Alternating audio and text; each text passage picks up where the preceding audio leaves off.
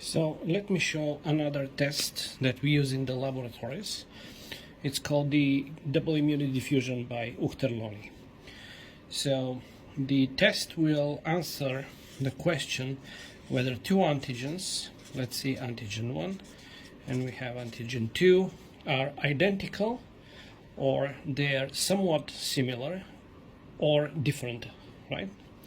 So we have an agarose gel, which is about 1% agarose gel, and we have two wells.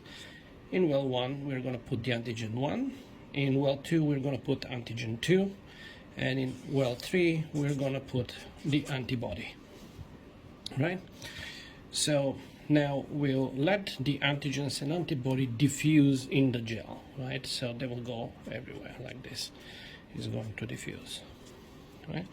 So now, if the antigen 1 and antigen 2 are completely different and they react with the same antibody, we're going to have an immunoprecipitation which is going to look like this.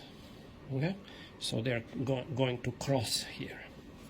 Now, there is another option.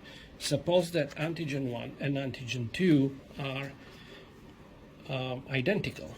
So here is, again, antigen 1. This is antigen 2. And we put the antibody. Now, when they diffuse to each other, somewhere in the middle, the concentration of antigen 1 and 2 will be high, and this is the antibody, right? So what we're going to have is an arch response like that, simply because the concentration here in the middle is much higher, all right? And the third option is when the antigen 1 and antigen 2 are somewhat similar. Here's antigen 1. This is antigen 2, here is the antibody.